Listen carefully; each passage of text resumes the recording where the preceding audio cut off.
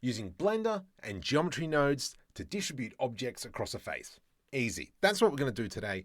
Nice and simple, quick, no 8-minute video. So starting from scratch, let's just create a plane, and I am going to have to increase the size a bit. Control A, apply the scale, just because then it doesn't skew off our results. Up the top, geometry nodes. Let's click new to start a new geometry node. And the first thing we want to do is kind of create a whole bunch of points in the face. So Shift A, search, distribute points on a face, and we're going to plug that one in. And now you can see how many points on the surface we have, which is a lot. Density, let's just go 0.5 for now, just so we don't cook the computer. For this though, I'm going to change that random to the disk and bring that back, maybe even a bit more because of our buildings. And the density factor, I'm just going to bring that down to like 0.1 for now. Let's just get our objects in, then play. Now we need to spawn something on those dots. So Shift A, search, and if we type in instance on points, bam, bam, points to points. We need to now bring in our collection. So over here, we can see all our buildings are in a single collection. I'm going to just click and drag that collection down here, instance into instance. Our buildings are off to the side. So I'm just going to go separate children and reset children. And all our buildings are here. And that's a lot of buildings.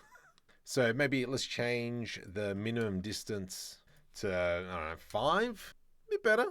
Density max 0.01. Okay.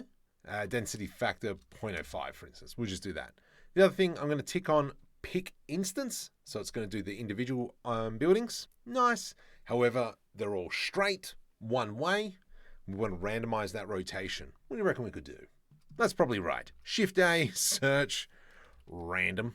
And we're going to go random value. Put that into there. We'll change the float to a vector. And I'm just going to put that into the rotation. They've all gone hunky-dory. So from here, I'm going to leave them all as 0 for the minimum. For the maximum, I'm going to set the X rotation to 0, the Y rotation to 0, and now they're only rotating on the Z axis, which is, so we've achieved what we want. However, we do want to see the floor that we had. So I'm going to go Shift A again and type in join that geometry and just click and drag that. Bam, we've got our floor. Let's say you want to play with the sizing over here in the modifiers panel. What you can do is get that dot from the end value and we can plug it into density max, for instance. Now I've got a slider over here on the right where I can put in as many buildings as I want. Pretty sweet. Now, if that's something that's helped you out, please consider hitting the subscribe button. It really helps me out. I'm just trying to hit that 100,000 mark. And what I'm kind of using to help me with the geometry nodes, because I suck at geometry nodes, is every geo node ever. This kind of PDF. And if you're using Adobe Acrobat, we can kind of, for instance, just go duplicate element node. I can click on the plus sign. It'll open up a new blend file where it makes this visualizer, and then you can specifically play with the nodes that you're trying to understand. Yeah. Show index. Ooh. Oh, that's cool. And so, yeah, there's a link in the description for that.